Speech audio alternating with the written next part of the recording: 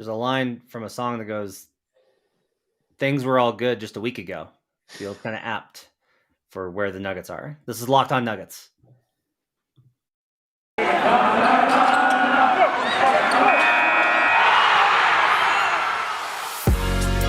You are Locked On Nuggets, your daily Denver Nuggets podcast. Part of the Locked On Podcast Network, your team every day.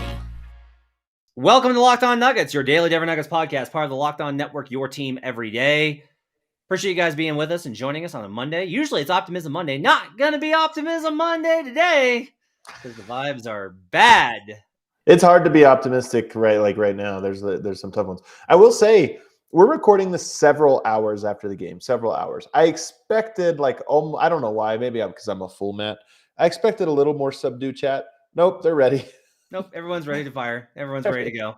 And the itches haven't even really logged on yet. Thanks for making us your first listen each and every day. We are free and available on all platforms. My name's Matt Moore. I'm the senior NBA writer for the Action Network. His name's Adam Mares.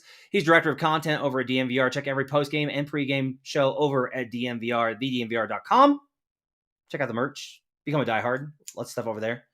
Denver Nuggets lose to the New Orleans Pelicans after losing to the Atlanta Hawks without Trae Young and John Collins on Friday night.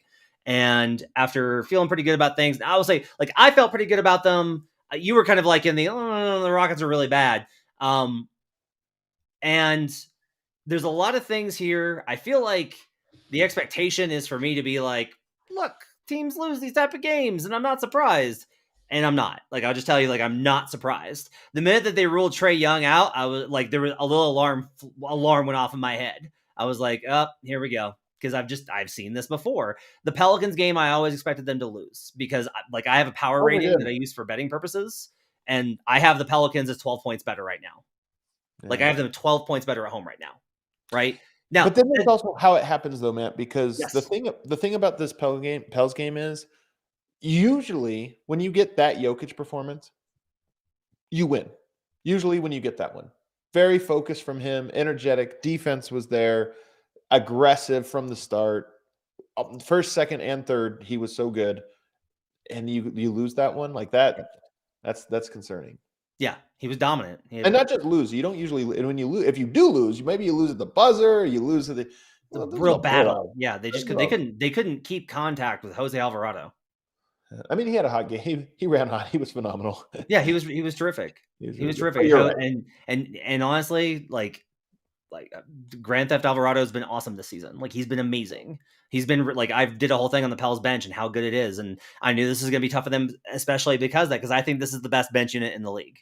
Not talent wise, the way they play together and what they unlock with the various components that they stagger with. This is the best bench unit in the league for me.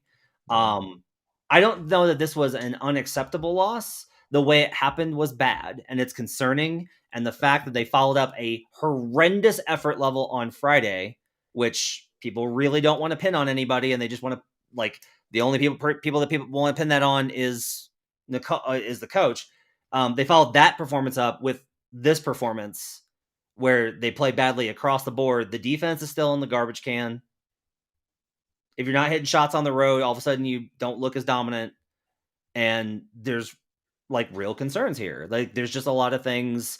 And I'll put it this way. You and I've talked about how we feel really good about what the Nuggets can be. And I think we're still on that, but they have to actually choose to be it. And they seem to not. For whatever reason, they are not in a place where those guys are locked in the right, it's not just vibes, right? It's an identity. They do not have the identity of an elite team. They have the identity of a team that's maybe we'll be an elite team later. And that's not good. I don't even know enough. about that. Because I don't know. It doesn't feel like there's a positive momentum. Sometimes they'll figure it out. This is early, Murray's this, or, Porter's still got. It doesn't even feel like that. To me, it just, there's a real weird malaise to the team that Atlanta game really was a bad look. And then to follow it up with this one. I mean, the Atlanta game, it's weird. And I don't know if these things connect, but you go from the Houston game where you win by 30 points and Malone has an angry, fiery presser. And then they come out the next game with less energy than ever before, probably the lowest energy game of the entire year. And you think, man, that's a weird thing to go from a blowout win to a critical post-game commentary from the coach to a low-effort game. So then you think, all right, but the team has to respond. I thought the team responded with incredible intensity in this game. They came out to this game like they wanted to win, like they wanted to punch, and yet the wheels still came off. Yeah. Well, and like the way this kind of goes is the Stars came out and they really want to win, and Nikola was awesome, and they were dishing and they were dealing in that first quarter. And then the bench hit the floor and it all completely came off. And they had the second quarter lull where the starters come back in after the bench has blown the lead and they don't play well. We've seen that going back to last year. The difference was, though, so a lot of times that's a Jokic seems pissed that he has to come back in and save him. This time he was like energetic again, and it still didn't matter. Yep. And then the third quarter comes, and the starters were bad in the third. Not Jokic. The starting unit as a whole was bad as a whole in the third. They got outscored by 9 points when Jokic is on the floor. That should not happen. Like, I don't blame that. The wheels were off. Like, the wheels were coming off. I mean, Murray had a really bad third. He had a good second, I thought. There was like a good stretch in there. But the third, he was atrocious. And by the way, they kind of went away from Jokic, too. I think this might have been before we went live, I mentioned Jokic looked very frustrated, like more than usual on the bench in the end of the third, early fourth. Like, he looked really pissed. And I wonder if that was part of it, is he was like willing to carry the team to victory in this one and started the third quarter with like 7 points in 2 minutes. Yeah. But there was a lull in the middle there where he just didn't get it. Which is weird because when you look at it, like, he had 6 shots and nobody else had more than 3. Well, I guess Jamal had 4. How many turnovers were there in that corner? 7 turnovers in that quarter. I mean, so that's a lot of possessions that ended without a shot. Yes. That's on pace for 28 in a game, which would be absurd. That would be like a record. Yep. And then the bench just couldn't hang because the Pelicans smelled blood and jumped all over them, and then they ran it out, and then the starters couldn't make the starters, like, I'll just say this, like, it wasn't like, oh, the starters were great in all 4 stints, and the bench, they simply couldn't overcome the bench. The bench is to blame for the loss because they lost the lead, but the starters did not like rise above. And that's as a starting unit. Yeah. In the second half, they got momentum, and it definitely felt like, I don't want to say that they solved Denver. I just think that they stunned them and then knocked them out, and Denver could not get back up off the canvas. Yep. Agree. Look, there's a bunch of decisions in this game that we're gonna have to get to and question. I'm not going to sit here, and as much as like I've tried to be a reasonable, rational person about Michael Malone, like there's some decisions, like I was critical of him at times last year. I said last year was the worst coaching season of his career. I thought he had a lot of missteps. I think him going after them after the Rockets game is a pretty typical Malone, tries to anticipate a letdown and tries to instead go in on them, and it backfires. Right. And he's learned in the past that sometimes you have to ease up instead of like I think every coach has to know when to bear down versus lean back. And Malone, his temptation is always to bear down, but he has leaned back before, and it's usually had pretty good results. We'll see what happens after. The way I will kind of break this down in terms of the personnel stuff. There's no reason Davon Reed plays over Christian Braun. There's no logic to this. There's no on-court reason. Christian Braun has not made horrific mistakes and turnovers. Christian Braun has not showed poor effort. Christian Braun has not looked lost on the floor on either side. Even when he's lost on offense, he plays hard enough to compensate for a lot of that. He plays tough defense. He's hit shots. He's done everything that he's been asked to do. There's no reason that Christian Braun lost his minutes to Davon Reed. Davon Reed had one good game versus the Rockets. We should talk about that on the other side. I mean, there's a lot to that. Like, there's a lot of decisions now that are just kind of seem to be like a pattern now. Do you think, I'm curious if you think they're going to change? That's the thing I'm curious Well, I'll just tell you, I only think that's the only one I care about. And we'll talk about why when we come back after this on Locked On Nuggets. But first, I need to tell you about Taro. Taro is the world's largest car sharing marketplace. With Taro, you can book any car you want, wherever you want it, with a community of local hosts. You get to browse a huge selection of vehicles for just about any occasion or budget across the US, UK, Canada, and Australia. You can book a spacious SUV or minivan for a family road trip. Get a classic or luxury car for a special event, birthday, or holiday. Find affordable economy cars if you're on a budget and just need to get from A to B. Test drive that new electric vehicle you had your eye on to see how it fits your everyday life. Many Taro hosts can even deliver the right car to you. Every trip is backed by liability insurance. Term conditions and exclusions apply. Forget boring rental cars and find your drive at Taro.com. We'll be right back on Locked On Nuggets.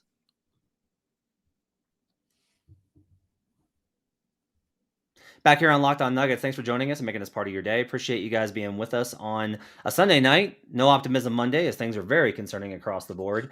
I was just saying that I don't understand any reason why Davon Reed would play over Christian Braun. There's just been simply no reason. The numbers say that Christian Braun should play. His play says that Christian Braun should play. Christian Braun had earned his rotation spot over Davon Reed through training camp.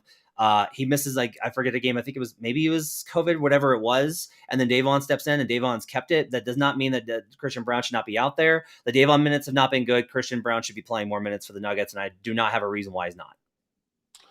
Me neither. It's a tough one. It doesn't make any sense to me. Christian Braun has clearly done something that has landed him in the doghouse. But I mean, this team, Matt, the weirdest thing is that Michael Malone has just preached defense, and I'm a defensive coach and branded himself this way. Denver's 26. They keep falling. They're going the wrong direction. They're 26. Yeah. Now, I will say this. I don't think they're going to drop. Let's see if they're going to drop. Are they going to drop below 20? Was I wrong on this? Oh, man, yeah, I don't know that they're going to catch Orlando. It would be quite the story if the Bull Bulls Orlando Magic somehow surpasses Denver defensively. But they are comfortably 1.8 points per 100 possessions ahead of them. But my God, man, this is the thing is he's a defensive player. I just think he would try out your defensive guys. Totally agree. I will say if we're going to talk about the defense, we're going to have to talk about Bruce Brown because Bruce Brown's been real bad since the first 4 games of the season. Bruce Brown's been real bad on all levels. He's getting beat at point of attack pretty consistently. It's tough, man. Tonight, I thought, I don't know. I'll have to go back and watch tonight to see, but the Atlanta game, he was just too little for DeJounte Murray. DeJounte Murray treated him like Shai Gilgeous-Alexander treats most people, where he just would drive one direction, spin, and then just Bruce Brown could be there. He didn't care. He would just shoot it right over him like he wasn't even there. You want to know what's funny? Look, we're just talking about the numbers, okay? I'm just giving you the numbers. The best defensive rating amongst the Nuggets rotation players is Ish Smith. The second best is DeAndre Jordan. The third best is Michael Porter Jr. The fourth best is Davon Reed, and then you have Nikola. The worst on the Nuggets are Bones Highland by a wide margin at 118.5. Yikes. Christian Braun at 112.5. Okay, sure. Hasn't played. He's played a healthy amount of minutes. Some of that's warped by a few performances. Bruce Brown is then third. Bruce Brown is the third worst defensive rating on court of any player on the Nuggets. That's surprising to me. I would not have expected that. The thing about that is with Michael Porter, I mean, he's an interesting one because you wouldn't expect him to be, basically the best of the high minutes guys. But the thing is, Brown's minutes are diluted across enough of a sample size that you can't just say, oh, well, he was there for the good game and he was there for the bad game, or he played with this combo. He's played with every combo in every game. So it's enough of a sample size to think that there might be something there. I'll just say, look, I don't mind them benching Bones, and everybody can complain and bitch about it, but I'm sorry. The numbers have said that basically when Bones is on the floor this season, they get their asses kicked, and they've been better when they do not play, when Bones has not been available. And all of the numbers for all of the players in the bench unit are better when Bones is not on the floor. And so if you're trying to turn things around, now, is Bones important for the long term of the franchise? Yeah. Do you have to figure that out? Yes. Is Bones still working himself back from the various things that he's gone through, COVID and injuries? I think so.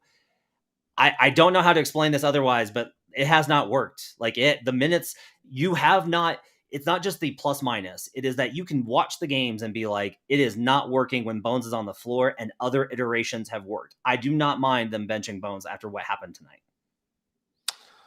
I mean, I felt like he was a scapegoat for Jose Alvarado, and then Jose Alvarado continued to it had no impact him coming out. So I don't know that I necessarily agree with that. I'll say this. Bones won them a playoff game last year against the eventual champions. If he's playing this poorly this year, to me, because I would agree that his defense hasn't been good and the unit hasn't run very well. So I'm with you on that part of it. But to me, he has been good. Why is there this regression of impact so far? What is going on there? To me, that would be part of it. But tonight, I mean, look, he played really bad in his 5 minutes. Hopefully Alvarado did get going, but Jose Alvarado didn't stop going after that. You know what happened after that? Jokic came back into the game. I think that was the sub. That's why that's the only reason that the plus minuses didn't work out in a different direction. But it wasn't because the bench. That's fine, but this is across all of these games. It's not just the Jose Alvarado game. It's across all these games. The minutes have kind of shown that when you have the bench unit, and you don't have Bones with it, it has performed better overall. It didn't in this game because Jose Alvarado had himself a great game. Like, I get what you're saying, which is Bones got benched because he let Jose Alvarado get hot, and then nobody else stopped Jose Alvarado. That's fair. Like, totally fair and consistent. I don't know what to do because on the one hand, I do believe that Bones has put the work in and shown that he can do enough to earn a spot in the rotation, that he doesn't have to keep losing and regaining and all. Like, I think that that's bad for the team in terms of the inconsistent stuff. I also don't know what to do because you and I have a fundamental disagreement over, I just don't think he's played well this season. I do not think that Bones Highland has played well in terms of running the team on the defensive end. He made one of the things was, did you see that? Like, I think it was right before he got subbed. He tried for a half court steal in a transition play and missed, and that wound up with an easy play. Those plays are really frustrating, especially for a coach.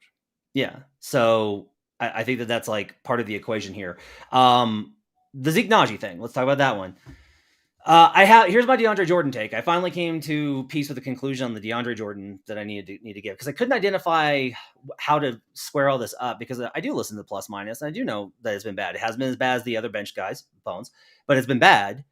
And I realized what the problem is, and like how to distill it, Adam.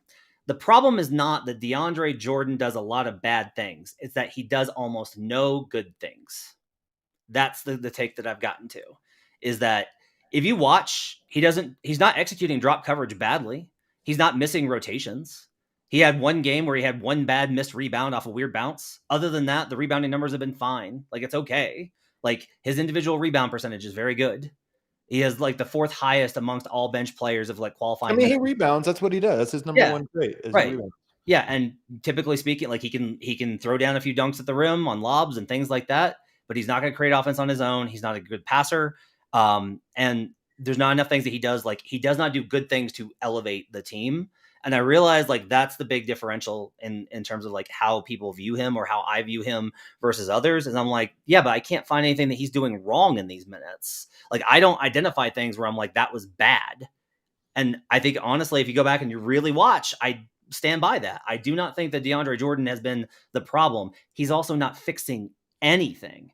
Now, in this game, the answer that people are going to get to is like, it's Larry Nance. I'll just tell you, I think Larry Nance beats the shit out of Zeke and plays him off the floor. I'm at the point of just basically being like, I don't know if you can trust Zeke's confidence game by game. I just don't think you can. Like, he comes in and sometimes he looks good and sometimes he looks tentative and sometimes he'll get like one rebound, but then like there's a lot that he doesn't. I don't know what you're getting from Zeke Najee. So I'm not like livid that Zeke Najee doesn't play. Would it have helped? Probably. Does it win the game? Probably not. That's where I come in on Zeke. I mean, tonight was a Zeke game to me. I mean, I think he should have been on the court, but well, for one, who was it that he was rim protecting against? Who was the big? I thought it messed up your defensive assignments by not having somebody that could switch off onto Zion or be mobile enough to rotate to try to clog the paint. So to me, I mean, what was he, a -19 tonight in how many minutes? 9 minutes, a -19. I mean, it just, to me, there's matchups, and Zion is a really, really unique one, and you need mobility. If you ask me, like, you want to play Manning versus Zion? Why wouldn't you? He's big. Zion would literally break his ribs and send pieces of him flying into the atmosphere. Zion did that to Aaron Gordon tonight. Somebody has to guard him. Like, somebody has to be out on him. Yeah, I honestly, if Jeff had been healthy, I would trust Jeff over Zeke in that situation. All right. Well, Jeff wasn't healthy. He wasn't available tonight. Okay. Did you notice that? Like, was it Zeke? Was it Zion just beating? It was like, that was part of the genius, I thought, tonight of, and maybe this is just the way that they always rotate their game plan or use their rotations. But Zion being on the court when Jokic wasn't on it, those were the minutes that were like really crushing. And so I think you need to have just a little bit more adaptability and agility, in my opinion. And you don't necessarily need a big that's just standing at the rim. It clearly didn't have an impact. It didn't stop him. In fact, I think Jeff's defensive rating in this game was almost 200. So like, in his 9 minutes, they scored every time. I mean, it's hard to be worse than scoring every single possession. So this is interesting to like ask and think about. So like, your argument is basically it was so bad it could not have been worse. Right. Is that a reason? Like, it could not have been worse. Is that a reason to play Zeke? I mean, Zeke Najee's a defensive player. He is good defensively. Is he? Because I don't think anybody but you thinks that.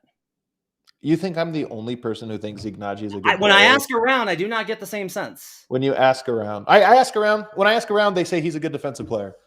When I ask around, the DNVR guys or the front office. When I ask around, they say he's a good defensive player. So, I'm asking. Like this is what I'm struggling with. Is I don't know. Like we disagree on this, and you're absolute in it, and I'm open to being wrong. Like I'm open to being wrong on this. So I'm like, is it possible you're wrong? Of course. We haven't seen a lot of Zeke Nnaji. Like, of course it is. So that's what part of it is. Also, like, I don't know. Let's go through this here. I think one of the things that like I get to is when I don't know, I err on the side of no, and maybe that's wrong. Like I think and that's part of it is like, and like I was that way with Vlatko, and Vlatko had a bunch of really good games. Thought he was bad tonight. Everybody was bad tonight. Vlatko was bad tonight. Would you agree with that? Of course, but again, I think that it was really the combination of DeAndre and Vlatko trying to guard a very mobile Zion Williamson that required a more agile defensive duo. Hurricane says, of the two, Zeke and DeAndre, who is the guy that you might be comfortable to play in the playoffs? Between who? Between Zeke and DJ. Almost certainly Zeke. But again, it might be neither. I think more likely is probably neither, although we'll have to see with Zeke, but it's definitely not DeAndre. It's not in the playoffs. Typically, you don't end up going to a second big for that extended minutes. I agree. I can't disagree with you on that. I agree with that. If we look at the plus minus, this is why I don't like this is why it's tough. Zeke, DeAndre Jordan has 7 games this year where he was a positive in the plus minus. 2 of them were against Houston. 1 of them was against San Antonio when they won by 25, 20, and 16. So there's 4 games in here. And by the way, the games not listed there were Dallas, Golden State, which is a big one, and then the Knicks. So those are the games that he was big in. These are all bad teams. And the plus is like plus 20, plus 28, plus 22. Like that's going to mess with some of this plus minus stuff when you're talking about, in blowout wins, you can be a big positive. And in such a short season with that much short data, it's going to end up like kind of messing with the numbers. Will we be doing this that way if it was the opposite though? Because I don't think we would. Maybe. I think you'd be like, look, Zeke's numbers aren't that bad.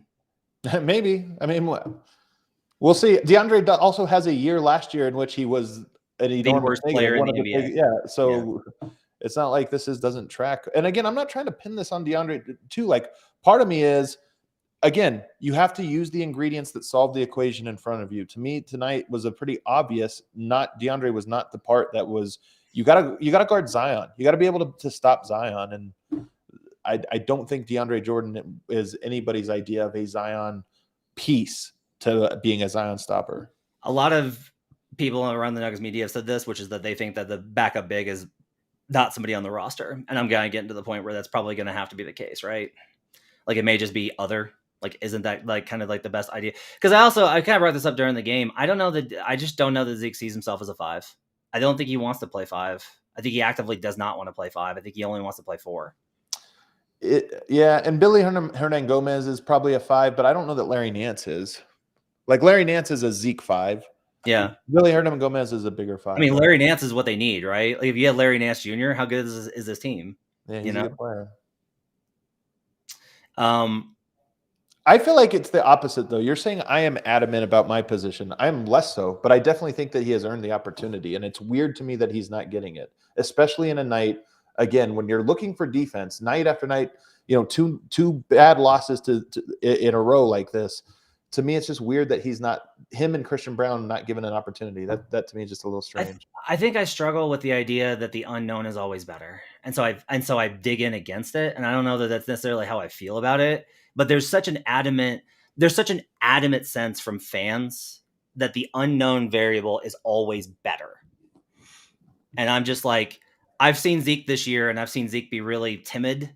Like this is my whole thing. It's just like, I just don't know that Zeke has confidence. And I think NBA players smell blood whenever they face a player that doesn't have confidence. Does that make sense? Yeah, but I mean, I think it's a little overstated on Zeke's confidence, though. He still plays hard. He still defends. I don't know that he's scared to guard. I think his shooting maybe he can be a little bit gun shy on, but I don't think anything else. He's been going to the rim hard. He's been dunking everything. part of it is honestly, I don't think if you ask me, like, well, which he's shooting 60% from the field. It's a matchup thing between the two, right? And like that's the argument. Like Hurricane's talking about this in the comments about like this, and you mentioned this, like this was a Zeke game. And to me, I'm like, I don't know that this was a DJ or a Zeke game because when you got Larry Nance and Hernan Gomez, who played really great, he's been playing really well, and Zion, like I don't think either one of those players can stay on the floor with any of those guys. Like I think that's a Jeff at the 5 thing, if anything. That's the only thing I can really think of that might work. It's like so much physicality and skill at the same time and intensity. Like that's the thing with Nance in particular is that he plays extremely hard and he's really he's really skilled. He's a good passer. He's added range this season where he can shoot from 3, so you can't drop off of him. And he's so good at cutting the rim when you do overplay. And he's really good at playing off of Zion. It's like that unit. It's really great. Like the Pels are a great team this year. I really do think so. They're really good and really well coached. 180 defensive rating though in those minutes. Like I mean, Bones, by the way, 182, so like even worse. But 180 defensive rating in those minutes. It really is near can't get worse territory on that one. I would guess if you looked at that was probably a 20 possessions, and they scored 37 points in those 20 possessions. That's probably what that comes down to. Yeah, I mean, I do kind of turn it around and really revert back to what happened with Bones on the floor. Like that to me was like a big component of it, right? Is like it's weird because it's almost I have a hard time with like the things get really a lot worse with Bones on the floor, but it's also he's not. But even then, like second half is 166.7, right? So like that's bad enough on its own. You're right that it couldn't have been worse. Like maybe it was worth giving a shot to see. Like maybe it would have been. I think more to the point, it's just strange that we're at this point in the season and like you need defense. Again, we have an enormous sample size about defense just in general with this team, and it's not happening. And you either start to build towards something or you're starting to show improvement. Like Denver, we're 3 games into the season, 22 or 23 games into the season, and Denver is going down in the standings defensively. They're getting worse. They're getting less and less effective. And you guys keep talking about bigs, but I think it was small ball that failed us, is what Sale Philly said. I think we're talking about it because those were the like what we're basically saying is the players that play badly, the players that played badly. So would it have been better if the players that didn't play played? And like I see what you're saying because I kind of agree, which is like, hey, maybe the players that played should have played better. Like maybe that's like the starting point of all this. And on defense in particular, look, the starting unit doesn't defend. Period. And dot. Like they don't. Jokic did tonight. Didn't on Friday, but like the starting unit 1 through 5 does not defend, and I don't know how you get that. I don't know what you got to do to get that to happen. Like, what do you see on that? Yeah, I thought Jokic defensively. I thought Jokic was so great tonight. This is part of what's so jarring is it's so rare that we see him have a game like he had tonight and then lose this bad. I mean, we've seen him lose nail biters when he plays this bad against good teams, and New Orleans is a good team, but it's rare that we see him be so blown out that they're pulled off of the court with 4 or 5 minutes to go in the game. Let's take a break. We're going to talk about what's most concerning about the Nuggets. We'll break that down when we come back on Locked On Nuggets. But first, let's go BetOnline, your number one source for sports betting info, stats, news, and analysis. Get the latest odds and trends for every professional and amateur league out there, from football to basketball to soccer and esports. We've got it at betonline.net. If you love sports podcasts, you can find those at BetOnline as well. We're always the fastest and easiest way to get your betting fix. Head to the website today or use your mobile device to learn more. BetOnline, where the game starts. We'll be right back on Locked On Nuggets.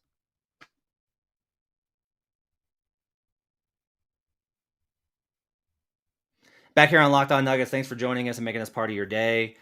Appreciate you guys being with us. This is like the epitome of like what I see on from everybody. Aaron says, I still would like to see the Zeke Vlatko front court a little bit more. Zeke Green wasn't very good. Like it just everybody really wants to see the rotation basically be. Yeah, but here's the thing though, Matt, is you have a bias towards people saying this thing. Like you're like, well, everybody always wants the young guy instead of the vet, and it's true. Fans, by and large, across every sport, across every market, that's what they always want the other guy. But having a bias towards that doesn't mean that it's not accurate in any instances. There are certainly instances where it is accurate. So if we have an example of a group right now that has a veteran who, by the way, last year was the worst player just in terms of on-off net rating, and then you have him here, to me, I'm just like, yeah, there's probably a little bit something here to it. Dragutin Markovic says Adam seems like he doesn't believe in the choices Malone makes. I mean, of course, like I don't understand the Christian Braun thing. I just don't get. I mean, that's the biggest one to me. I don't understand it. Tonight, I didn't understand the idea of trying to play DeAndre Jordan in those minutes when Zion was getting into the paint and finishing everything. Those ones were a little bit strange to me. And then tonight, I mean, I'm going to go back and watch them because I have not come back and watched the Bones minutes. I need to go back and watch them just to see how much he was actually guarding Alvarado and this or that. Like Alvarado got going for sure in there. But I remember watching it live during the timeout and being a little bit shocked that Bones was the fall guy. And then when it just didn't stop, when it was like, all right, well, let's see what happens. Still going off like this. It was, to me, that's a little frustrating. It's weird because I didn't think it was really didn't think it was the Alvarado stuff. That was just me. I thought it what was do you think overall, it was? The overall play. I thought he played sloppy on both ends. But that was me. Drunk Philosophy says, I heard that Kerr talked about the 3-stop challenge. Get 3 in a row. That's the focus. Never heard shit like that from Malone. That's not true. He literally talks about it all the time. It's called a kill. Yeah, he calls it a kill. He literally talks about it all the time. It's like they keep a stat track of kills that he will mention if they do it. So just mentioning that.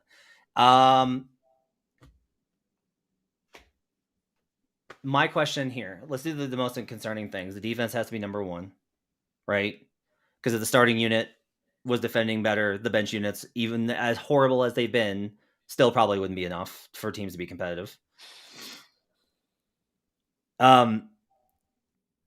At this point, my belief is that I shared some numbers over the weekend, and we're once again seeing the same thing. They're playing more drop than at the level.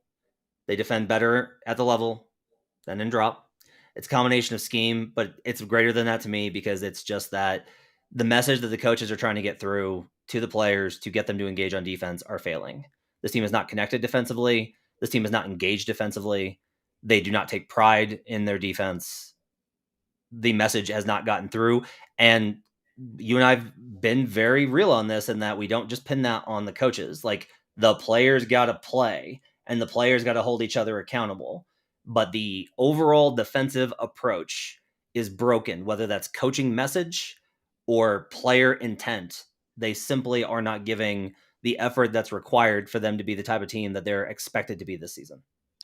That's the weird thing, though, man, is that tonight I felt like there was effort, at least to start the game. I just thought that there was effort. So there are certainly games where you feel like Denver doesn't have it. They're not locked in. They don't seem to care. I mean, the Houston first half, that first game against Houston, it was so evident that the Nuggets did not care about the defensive end in that half. But tonight, I thought they came out with it, and it still didn't matter. So that's the part. But I mean, if we're doing levels of things that we're most concerned about, of course, it's defense. Like, the Nuggets wanted to be a top 5 defense this year. There's no way.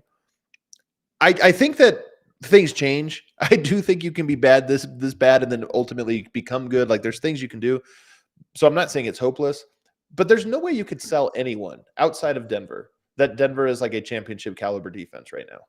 No. Or that they're like on the doorstep of it. Like, there's just no way you can be like, they're lost. Yeah, but if they do, they just got to do this. It's like they are so far away that you can't actually see a productive defense. And by the way, getting worse without Michael Porter somehow. That's the craziest part of all of it. It's really like, I don't understand it, but it's true. I honestly think maybe it may be that teams get too excited and think they can score on him so easily that they just lose focus. Like, I don't understand how this can be a thing. Dylan Stone says, I feel the coaches may have lost the playing group a bit when it comes to D. We have seen that they can do it, but there's something more at playing behind the scenes, it seems. I think it's worth wondering what's going on to make this team not connected and buy in. I think I'll tell a story. So the 2013 team was one of the most instructive experiences of my life covering an NBA team and just learning about the NBA in general. You had Andre Iguodala and Danilo Gallinari, and Fareed was really good back then. And Ty was honestly he was a all-star caliber point guard. And that team won a ton of games and was the 3 seed. And it was interesting because if you really go back and you talk about it struck me as I was interviewing players in the locker room, and I thought I was interviewing like a really great competitive team because that was my first team that I covered on a year-to-year basis. Like, I was full-time in the locker room. And it struck me that those guys did not seem like they thought much of that team at all. And I was like surprised. I was like, you guys have this great record and like you have all these great stats and like George Karl's a great coach. Like, you have like a chance to like make a run. And they were always like, yeah, well, we'll see. I mean, and I've seen that, and I've seen teams that really believe in themselves. And I'm genuinely curious about whether this team believes in itself as a contender. That's the part that I think is like the hardest part of this last little bit. Is this definitely is not a team that carries itself like they feel like they're rowing in the right direction and feel like they're around the doorstep. And that's the thing that you just kind of expected. That's what it is, Matt, is we kind of expected this year to feel a little bit different in that specific way. And it doesn't feel different at all. In fact, it feels a little worse. Things were really good a couple days ago. Things were all good just a couple But days were ago. they, though? Here's the thing. They beat Oklahoma City. They beat Houston twice, and they beat How, the Clippers like team that how was missing both of their but guys. these really great teams that we look at, those are the teams where they look awesome too. Let's go through their best wins of the year. I mean, honestly, let's just go through it real quick. It's just Golden State. So this is the point. Like, it's hard to be like, it's hard to say you feel too good about him. Like, to me, you felt good about Jamal Murray was kind of coming back into form. Like, those things felt good, but I don't think you feel good about, oh man, they just put a hurting on a team that gives you hope. I mean, the best win of the last like 2 weeks was Dallas when they didn't have Jokic or Murray. That's the best win. Both Highland went off for 29 points. The home win versus Utah was good. That team's still good. Yeah, but that was like 4 weeks ago, man. That was October 28th. That was, we're in December. So you're right, Utah. That was a good win. And then but they haven't played anybody. They've played Boston on the road, the best team in the league. Absolutely destroyed. Best team in the league, no doubt. I mean, they're really good, yeah. They didn't face Dallas with any of their guys, so they couldn't win. That one was impossible. Like they can't pass that one. But in there, I mean, you're skipping over the losses there. I mean, they lost to the Knicks, they lost to Detroit. So then, I mean, you're right that there's not a whole lot. You're looking for the good wins, not the bad losses. Yeah, that's what I'm saying. Yeah, but even Atlanta could have been. I guess Atlanta wouldn't have been a good win. That was just a bad loss. Tonight, it would have been one. You're right that there's not a whole lot of opportunities, but nonetheless, that highlights more that they should be better than 14-9. They faced the Clippers without all their dudes. That would have been like if those guys had played and they won that game, it would have been good, And if they beaten Atlanta, it'd been like, well, yeah, but they beat Atlanta without Trae Young, That's a lot better than losing to Atlanta without Trae Young. Yeah, but it's also like, again, I just get back to like that's how this league works. I don't understand it, but it is. It's frustrating to me. Like why would you? It's like, oh, you have this really great opportunity. We should go out there and kill these guys. Man, Trae's not playing. So I guess like, look, the thing that the chat is eventually going to want us to talk about, and I know you don't like this because like I'm not trying to put you on the spot here. Does a coaching change in season do anything to help the team? Oh, I don't think we're there yet, man. I can't go to that conversation. It's so hard to fire up to change a coach, and this would have to linger for a long time before you got to that point. Yeah, 14-9 seems like a hard sell It seems like a hard sell to change your coach. Like we're just not there yet. I mean, there's something to. I will say this. Michael Malone 1000% has to own the fact that this team is so bad defensively. I'm not saying it's all his fault. To your point, guys need to play hard. They got to execute this or that. But a coach's job is to get that out of those players. He's not getting it for an 8th straight year. Couple things I want to touch on in the comments because it's interesting. Jackson Saunders is going to get fired long before Malone. Not true. You don't ever see an assistant like this is not the NFL where defensive coordinators get fired. It doesn't happen. Now, there's been a lot of comments in there about that, and somebody mentioned like maybe they're missing Jordy Fernandez. No, they're missing Wes Unseld. This started when Wes left. Like Wes had a scheme and it was actually getting results, and then Wes left and the defense went down the tank. Like that. Did it leave? Did Wes leave the same year as Millsap? Yes. I wonder which one was more important. I think it was Wes, because I do believe that, and the numbers bear me out that when they play one scheme, they're more effective, and when they play the other scheme, they're horrible. I looked over the multi-year ones too. Like I was like, okay, let's get out of the small sample. Let's look over the last 5 years when they do this, and like the numbers are so different. Like when they play a different scheme, it gets better results. That's not going to fix your defense, right? Like they can still be the 25th best defense in the league versus the 28th, and it's not better. But like it's a starting point. And then the second thing is Robert says Malone should be on the hot seat though. So that's the question I will ask you.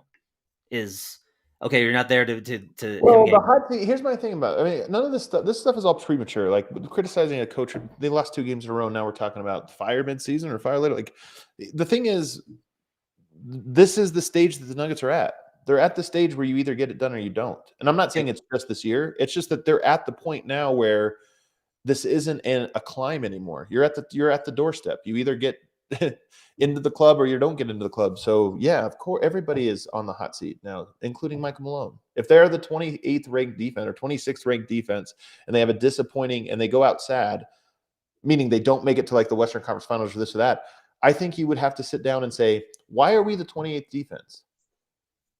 Why are we the 26th defense? Why are we the 26th defense? And is that good enough? And do we got to can we move the pieces or do we have to move the coach? So you'll get there eventually, but right now, like, I'm just not, that's so far off. Those are just the stakes.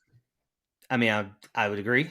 Obviously, Jokic will be talked about way differently, by the way, if this continues all year. Like, if they're this bad defensively, the heat comes for the players louder than it comes. The coach, the fans all talking about fire this or that, and that will become a story in the offseason. But I'm telling you, Jokic will bear the brunt of this if Denver is this bad defensively all year.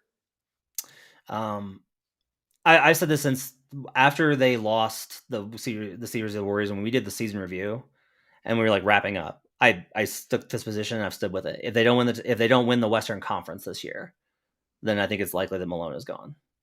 Like, that's the pressure on him. That's what's on him. Is like they got to win the West, and the West is really good. The West has a bunch of really good teams. Alan says, I better not hear MPJ slander when he returns for his defensive effort. No, sorry, but if MPJ does not give defensive effort, I'm probably going to criticize that too. I criticized Bruce Brown tonight, and I love Bruce Brown. So, like, you play bad, you get criticized. Dragutin asks, Adam, did Jokic play drop for Serbia? Man, I can't even remember, to be honest. It's not really the same though, right? Like, they don't run as much pick and roll. Yeah, because they can stand in the lane for forever. Like, it's a different one. I honestly don't remember. I just don't remember that. Robert, who wants everyone fired, says, guys, our defense is non-existent. Our wins are bad teams. It isn't a 2-game losing streak. It is a 2-game losing streak. It literally is a 2-game losing streak. They're 14-9. Therefore, like, I'm not saying everything's fine. I've spent this entire episode talking about how bad how things are bad. Yeah. But there's just like a gap here. Like, we can do both, right? Like, we could say there's no reason the Browns not playing. Right. Zeke should have gotten minutes versus the Pelicans. Bruce Brown and the starting unit has to play better on defense, right? The players have to engage. The starters have to engage more in games like Atlanta. We can say all those things and not be like, the sky is falling, this team sucks, right? Yeah. No? Do you agree? About what? Does this team suck? I guess that's no. But I do feel like they hit some turbulence, though. I do think in the last 3 weeks. Yeah. And some of that was just natural because of the COVID or this or that. But I do feel like the team is they're in a weird funk right now. Even with the wins, there's a weird funk to it. That's like, something just seems a little bit off. I like this comment from Sale Philly. We will end the season with 50 bad wins. That's a good one. That's pretty good. That's pretty good. And look, here's and look, we've gone through this before, right? The team's been in funks, and you've been like, this team is we've been in disaster mode. Yeah. And then and part of the thing is you're just around each other and everybody's on contract. So you just kind of get through it, and then things feel different later. Yeah. And that's possible. What are you expecting do you think they get smacked by Dallas on Tuesday? It's on national television. Yeah. It's interesting. The Nuggets are practicing tomorrow. I mean, to go from New Orleans to fly home and then to have practice tomorrow is pretty rare. So, we'll see. I'm curious to see I'm curious to see what Denver looks like when they come out. I'll tell you what, Dallas is coming off of a loss to the Nuggets. They're not Denver's going to have to beat Dallas. Dallas, you always remember when you lost a game you weren't supposed to. Oh, that's a good point. Yeah. They responded with a game. I'll also say this, that the Mavs have been really good on national TV. I've noticed that trend. They've been really good in those spots. What's the most concerning thing for you? I mean, it's the defense. No question about it. What's the second most concerning thing for you? I mean, health would be the next one. Bones being out so as much as he has, I think has contributed a little bit to his stunted momentum. I think it's hard to get momentum when you're on, off, on, off, on, off. Michael Porter's now here. But if you'd ask me a third thing, It's this one, right? This comment right here. There isn't a worse second unit in Denver in the entire league. I don't think that's true, but it is. But it does feel that way for the fifth consecutive year, and that there's just something to it that I don't quite understand why it always feels like Denver has this unreliable second group. I will return to. I think that they've tried to not replicate Joker, and I think that the only answer is to try and replicate Joker. Might be, man. It's a weird thing to think, but it might be. Like, it may not be. I don't even think it's ideal. I think you want counter punches, right? Like, that's how I would build it. Is you want option. You want to be able to be like, okay, we're gonna run this or we're gonna run this, and they try to do that where they're like, okay, we've got DJ, or we can go with Jeff at 5, or even Zeke, or whatever. We've got all these different options, and it just seems like nothing. The only way that the other players know how to play is if they're playing off Nikola. Mm-hmm. It might be true. Maybe you can't. I mean, I threw this out there. Maybe you can't teach two styles. I don't know, but whatever it is. I hope the Nuggets bounce back so we get to talk about a win and some more positive things and get some positive momentum. I will say, we didn't talk about this today. Murray, I thought, was kind of bad tonight, especially in that third quarter. I thought he was really bad. So some of this is you probably just as great as Jokic was, if he would have had a running mate tonight, it would have made a big difference, and he didn't have it. All right, let's get wrapping up for Locked On Nuggets. Let us know what you think on Twitter at Locked On Nuggets.